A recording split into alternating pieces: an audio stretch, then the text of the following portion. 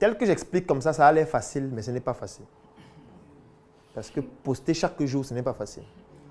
On dit ça comme ça c'est comme si c'est rien. Tu vas prendre ton téléphone, tu postes. Non, ce n'est pas la même chose comme le fait de poster les photos et dire que je suis au restaurant en train de manger. Ce n'est pas la même chose. Là, il faut réfléchir avant de poster. Il faut savoir quelle est l'image que je vais utiliser. Aujourd'hui, je vais parler de quoi? Comment? Comment je fais pour que les gens comprennent de quoi je parle avec des langages simples? Comment je fais pour amener le sujet? Comment je fais pour intégrer toutes ces étapes-là dans le texte? Comment je fais pour faire la vidéo persuasive qui fait en sorte que quand les gens écoutent la vidéo, ils se disent « Cette dame est maîtrise, ce gars, il connaît de quoi il parle. » Ce n'est pas évident. Mais ça va devenir évident à force de le faire semaine après semaine, jour après jour. Parce qu'il n'y a aucune formation qui vous transforme si vous-même vous ne vous mettez pas au travail pour vous transformer. Ça ne marche pas. Donc la formation vous donne les outils, la formation vous donne des stratégies. Et maintenant, c'est à vous-même de vous mettre au travail pour avoir des résultats. Donc quelqu'un qui ne le fait pas, déjà c'est sûr que personne ne va vous appeler pour vous rappeler de le faire.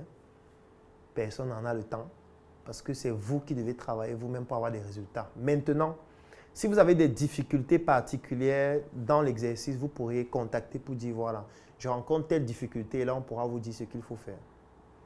Ceux qui ont des contenus qui sont intéressants, on pourra les relayer sur nos différentes plateformes pour que ça ait plus d'audience. C'est possible aussi. Mais il faudrait qu'on voit que vous êtes en train de pratiquer l'exercice de manière rigoureuse. Et là, on va vous donner juste, j'ai envie de dire, plus de visibilité. Donc, pour ne pas être trop long, voilà ainsi présenté l'art de la persuasion. Il y aurait beaucoup d'autres choses à dire dessus. Jusqu'à demain, on ne finirait pas. Mais la balle est dans votre camp désormais. Est-ce qu'il y a des questions?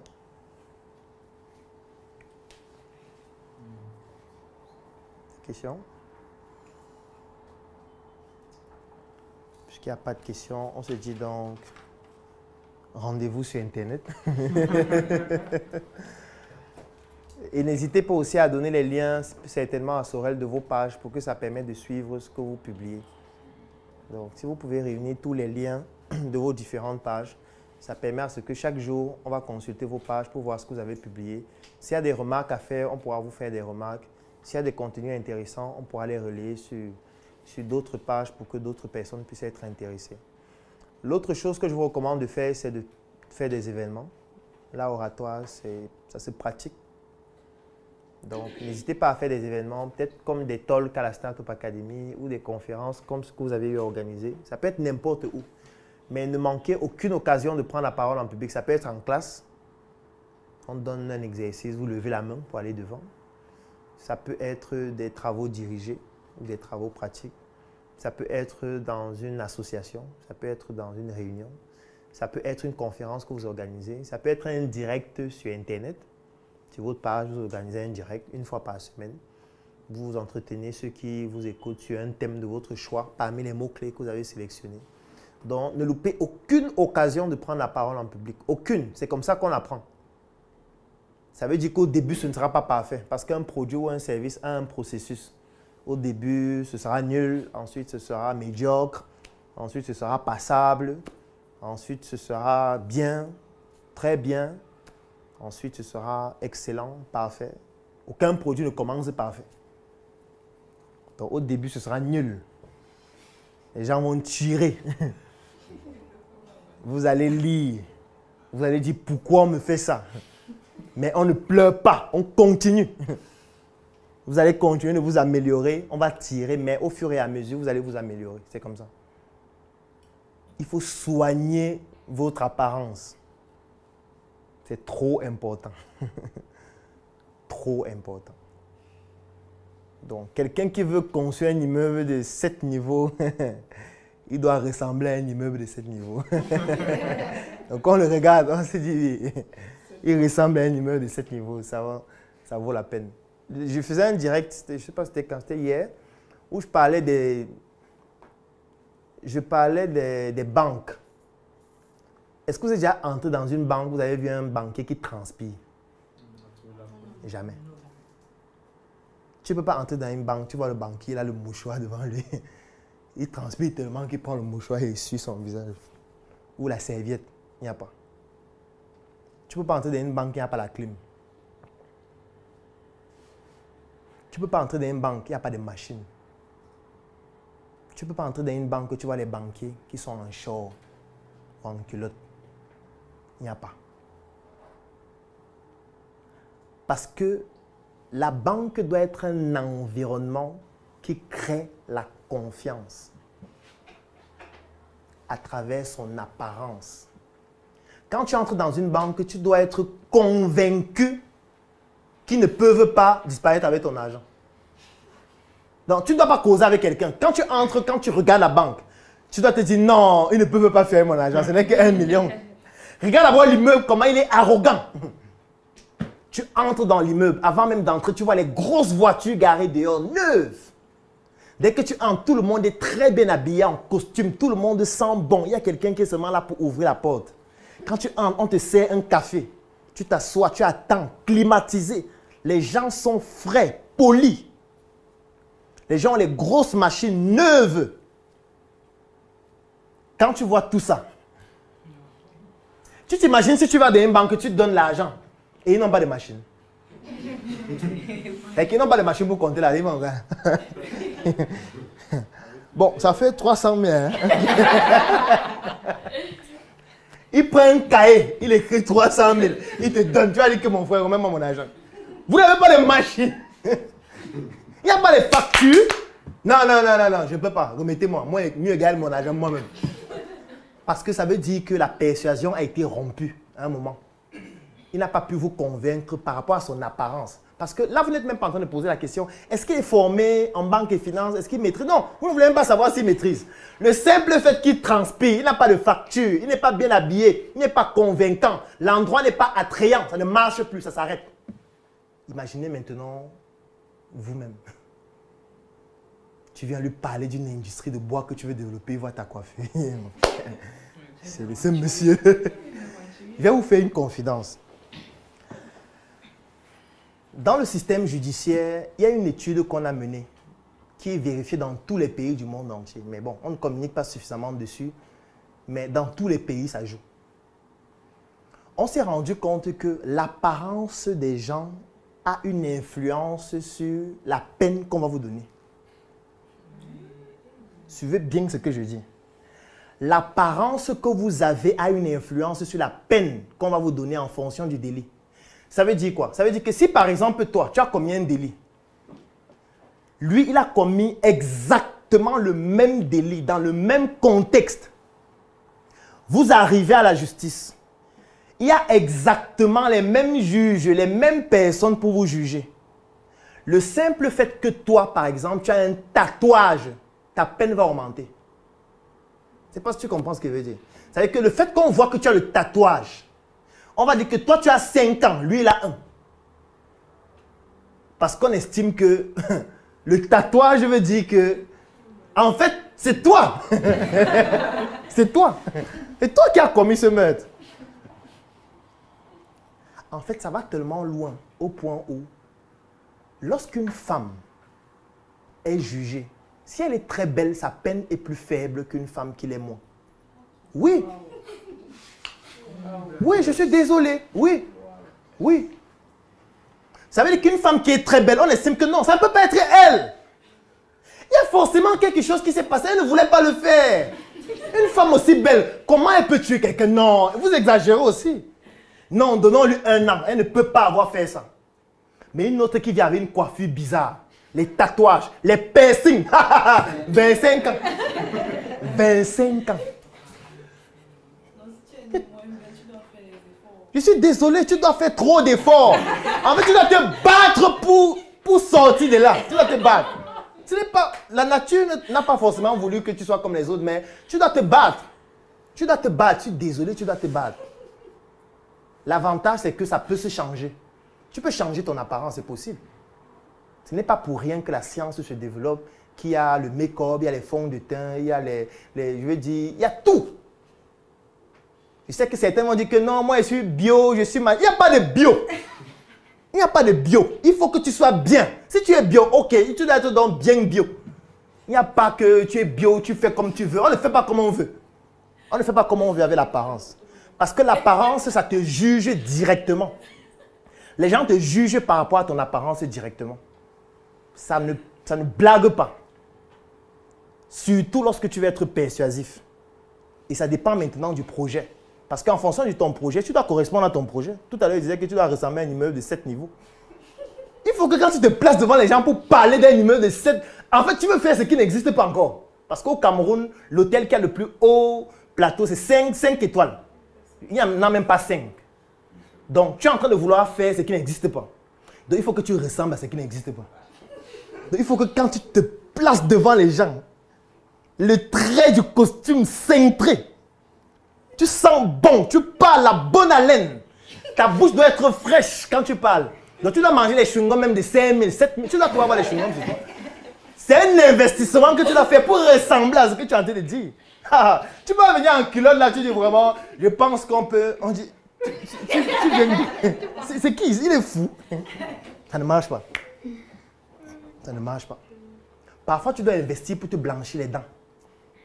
Tu vas voir le dentiste, que je veux que mes dents soient plus blanches. Qu'est-ce qu'il faut faire? Je te dis ce qu'il faut faire. Tu dois avoir un parfum cher. Parce que le parfum joue sur les émotions. Le parfum modifie les émotions. Il y a des parfums qui peuvent vous pousser à être intéressé sexuellement par quelqu'un. Ça existe. Donc, on ne blague pas avec l'apparence, l'odeur, l'haleine, la coiffure, le vêtement, l'oratoire, la pertinence de ce qu'on dit, la cohérence. Tout ça, ça compte pour pouvoir persuader les gens. Il n'y a aucun hasard. Sauf si vous voulez montrer aux gens que vous-même, vous ne valez pas ce que vous présentez. Dans ce cas, ils vont vous considérer comme une serpillère, comme le mendiant à qui vous n'avez jamais pu donner 2000. Tout à l'heure, j'ai demandé est-ce que vous avez donné 2000 à un mendiant. Tout le monde dit non. Ça veut dire que si vous vous présentez comme une serpillère, on va vous utiliser comme tel. Et l'avantage avec la serpillère, c'est que quand elle devient vieille, on change, on prend une serpillère neuve. Après, quand les serpillères dérangent, même on prend la machine à laver. Donc, est-ce que vous voulez être quelqu'un qui est remplaçable? Quelqu'un qui est un électron, qui se balade, qu'on peut changer à tout moment. Si vous voulez ne pas être un électron qu'on peut changer à tout moment, vous devez vous différencier par votre apparence, par votre pertinence, par votre capacité à persuader les autres. Ça commence par l'apparence. Personne n'a l'infrarouge avec lequel il se balade pour voir l'intérieur. Ta beauté intérieure, voir ta beauté intérieure. Ça c'est des trucs de développement personnel. Ça ne marche pas dans la réalité. Dans la réalité, on voit ton visage. On voit les imperfections que tu as sur ta peau. Donc, chacun ici doit travailler sur sa peau. Comment je peux faire pour avoir un visage plus beau à regarder? Oui, ça doit faire partie de tes problématiques. Quelle est la meilleure coiffure qui me va? Parce qu'il y a des coiffures qui ne vous vont pas. Je suis désolé, il y a des coiffures qui ne valorisent pas votre visage. Il y a des coiffures qui transmettent des émotions de tristesse. Il y a des coiffures qui donnent l'impression que vous êtes triste. Ou vous êtes quelqu'un de malheureux. Non, vous devez trouver quelle est la coiffure qui me va le mieux. Quelles sont les formes de lunettes qui correspondent à mon visage? Quel est le type de montre que je dois porter? Quel est le type de chaussures que je dois avoir? Je suis mieux en quoi? En pantalon? En robe? En jupe? Je dois savoir tout ça. Et l'avantage, c'est que ça s'apprend. Ça veut dire que même sur Internet, tu peux aller te documenter et apprendre. Si tu ne connais pas, tu peux rencontrer quelqu'un qui te forme dessus. Mais ton apparence joue énormément. Parce que toi, par exemple, tu disais que c'est un marché que tu n'arrives pas à gagner parce qu'on dit que tu es jeune. Non, ce n'est pas que tu es jeune, c'est que tu n'es pas assez persuasif, c'est tout. Ça n'a rien à voir avec ta jeunesse. Parce qu'il y a des gens plus jeunes que toi qui font des choses plus grandes que toi. Avec parfois même ces mêmes personnes. Sauf que si tu n'es pas assez persuasif, on va essayer de trouver un argument pour t'éliminer. Et l'avantage avec les contenus en ligne, c'est que tu peux choisir quelle est la perception que tu transmets en ligne. Même si dans la réalité, ce n'est pas le cas.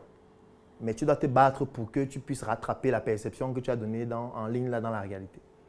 Parce qu'il ne faut pas que les gens te suivent en ligne. Dans tes contenus, c'est toujours magnifique. Sur Instagram, tu as toujours des photos avec des filtres extraordinaires. Chaque fois que tu postes quelque chose, c'est dans des endroits chics. Mais quand on te voit dans la rue, la sueur, la serviette, on dit que mais Dieu, c'est toi que j'ai vu sur Instagram ou c'est que c'est ton ami?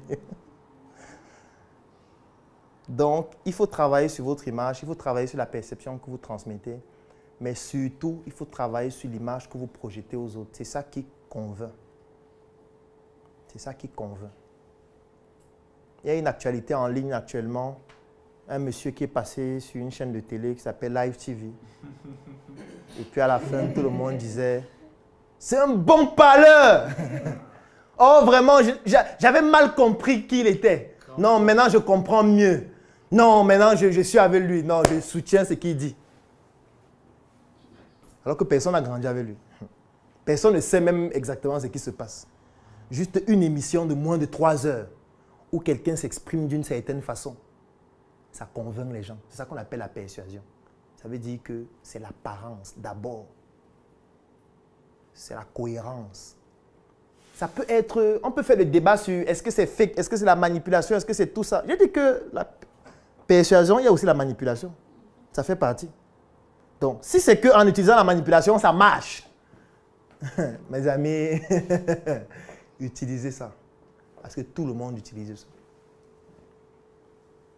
Aujourd'hui, là, chacun nous voit des billets dans sa poche. Mais il y a des gens qui fabriquent l'argent. Est-ce que ce n'est donc pas la manipulation? Parce que nous, ils nous demandent de travailler pour avoir l'argent. Eux, ils impriment l'argent. Est-ce que c'est juste? Ce n'est pas juste. Parce que nous, on ne peut pas être là. Moi, je dois produire des vidéos chaque jour. Je poste des vidéos en ligne. Il faut que les gens réagissent. On met le lien. Les gens remplissent. On les contacte. On essaie de les convertir. Pour qu'ils donnent 10 000, il va t'expliquer que non, vraiment, la crise économique, c'est difficile, machin et tout. À la fin de la semaine, pour que tu vendes quelques vidéos, formations, ou je ne sais pas trop quoi. Après, tu as peut-être 500 000 ou 1 million. Lui, c'est lui qui imprime l'argent. Ça veut dire qu'il a une machine. C'est lui qui imprime les billets que nous, on utilise là. Donc, lui, il imprime. Il dépose là. Tu dois travailler pour gagner ça. Il imprime pour lui ou il ne travaille pas. Donc, il prend une partie. Il part au supermarché avec. Il imprime encore une partie. Il achète un immeuble. Il imprime une partie. Il achète son avion. Ce n'est pas juste. C'est de la manipulation. Ça veut dire que si eux ils utilisent la manipulation, pourquoi nous on n'utilise pas? Lorsqu'on dit qu'on vote le président, est-ce que c'est toi qui choisis les candidats qu'on doit voter? Ça veut dire que c'est la manipulation. On te dit que voilà, 2 personnes, choisis un. Tu dis que je choisis celui-ci, il devient président. Mais est-ce que c'est toi qui as choisi ce qu'on doit choisir? Ça veut dire que c'est la manipulation. C'est comme si tu arrives dans une maison à 12 heures. Il y a le coquille sur la table avec le ndolé.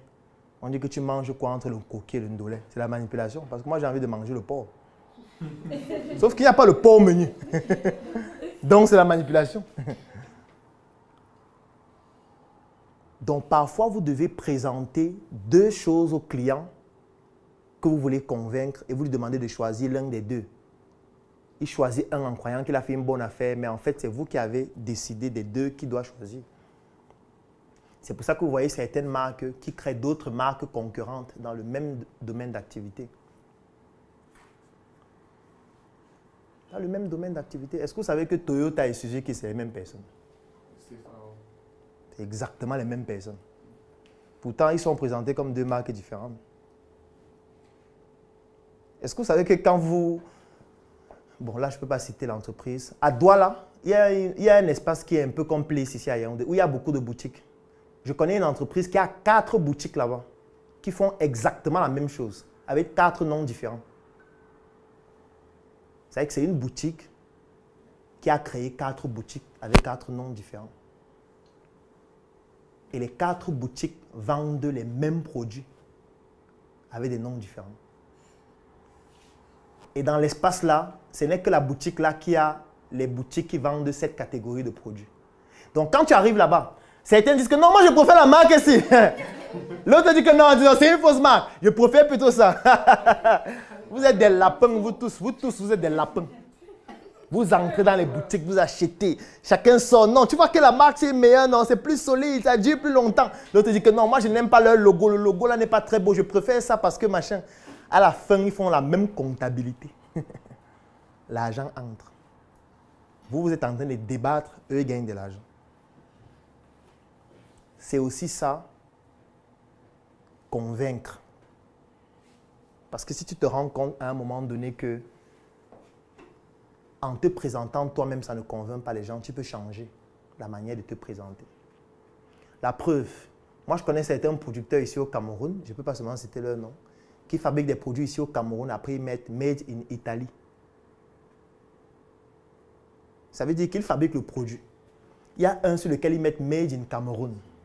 L'autre, ils mettent Made in Italy. Celui qui est Made in Italy, là, se vend 9 fois plus. C'est exactement le même produit. Juste avec des emballages différents. Sauf que pour mieux convaincre et persuader le client, il faut qu'on lui fasse croire que ça vient d'ailleurs. Parce que ça le met plus en confiance. Et ça marche donc mieux. Donc parfois, l'image que vous transmettez doit être une image qui correspond à ce qui convainc les gens. Donc vous ne faites pas ça pour vous convaincre vous-même, vous faites ça pour que ça marche. Donc c'est ce à quoi vous devez penser. Qu'est-ce qui marche? Qu'est-ce qui marche? Est-ce qu'en disant que j'ai été formé au Cameroun, ça marche? C'est pour ça que vous allez voir certaines personnes qui vont faire Polytech. Dès qu'ils finissent Polytech, ils vont faire des certifications en France, aux États-Unis, même en ligne. Et quand ils vont se présenter, ils vont dire, moi j'ai un diplôme de l'université de Clermont-Ferrand. Alors qu'il a fait ça en ligne. Il était couché à Bepanda. Il a fait la formation en ligne de Clermont-Ferrand. Il a donc son diplôme de Clermont-Ferrand puisque c'est fait en ligne. Et quand il se présente, il ne dit pas qu'il a fréquenté à Bepanda, non. Il dit, j'ai une formation en marketing à l'université de Clermont-Ferrand. Je dis, waouh, il a fait Clermont-Ferrand. Hein? Waouh, ça te met plus en confiance, non? Il est en train de te persuader, c'est la manipulation. Si tu lui demandes son diplôme, il a vraiment le diplôme. Il te montre Clermont-Ferrand, sauf que c'est en ligne. Donc parfois, pour ce que vous faites, vous devez faire des formations en ligne dans d'autres pays. Ça peut être utile parfois. Par exemple, elle, on va parfois lui demander que, mais est-ce que tu es ingénieur des procédés? Comment tu fais pour fabriquer les yaourts que les enfants vont boire? Si l'enfant meurt en buvant le yaourt, tu vas faire comment? Parce que tu peux fabriquer le yaourt et puis il y a une infection bactériologique qui touche la chaîne de production. Est-ce qu'il y a les numéros de l'eau sur tes yaourts? C'est très grave. C'est extrêmement grave. Ça veut dire que s'il y a un problème sur un de tes yaourts, comment tu vas faire pour isoler les lots qui ont ce problème-là, pour savoir quels sont les intrants qui ont causé ce problème-là? C'est extrêmement grave. Mais parfois, pour conforter les gens, tu peux faire une certification en France. Et quand tu te présentes, tu mets la certification là en avant. Vous êtes allé chez un médecin, vous voyez, se former à l'université de Washington. Il met sa formation, il met où il a été formé. Parfois, il met même son diplôme. Quand vous entrez, vous voyez son diplôme avec le drapeau français et tout ça. C'est une manière de vous montrer que n'ayez pas peur. Moi, je n'ai pas été formé dans les bidonvilles des Yaoundé, Douala. Là. Moi, je viens des États-Unis, là où on fait la médecine de manière pointue. Même si c'est un toto, vous êtes en confiance et l'objectif est atteint. Parce que si vous êtes en confiance, si on dit de payer 100 000, vous payez. Si vous êtes en confiance, si on dit de payer 50 000, vous payez. Par contre, si tu dis, j'ai été formé à Boya, il dit que Boya. C'est quelle école à Boya? Il dit, bon, ok, bon, je vais aller analyser avec mon mari et venir vous dire après. Il change d'hôpital, il part ailleurs. Il dit que les gens de Boyassé, il y avait même la guerre, il étudiait à quel moment. Il veut venir tester les choses sur moi. La persuasion, en fait, pour dire vrai, c'est aussi un peu de manipulation. Pour dire vrai, au final.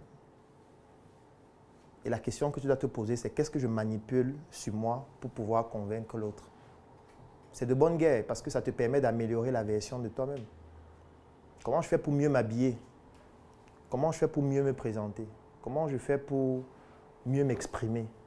Comment je fais pour mieux écrire? Comment je fais pour faire de meilleures vidéos? C'est tout ça qui permet de persuader et de convaincre. Si vous avez compris ça, vous avez tout compris.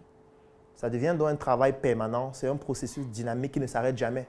Parce que l'amélioration ne s'arrête pas. L'amélioration correspond aussi à l'environnement dans lequel on se trouve. Si vous avez compris ça, on a terminé. Merci beaucoup. Voilà.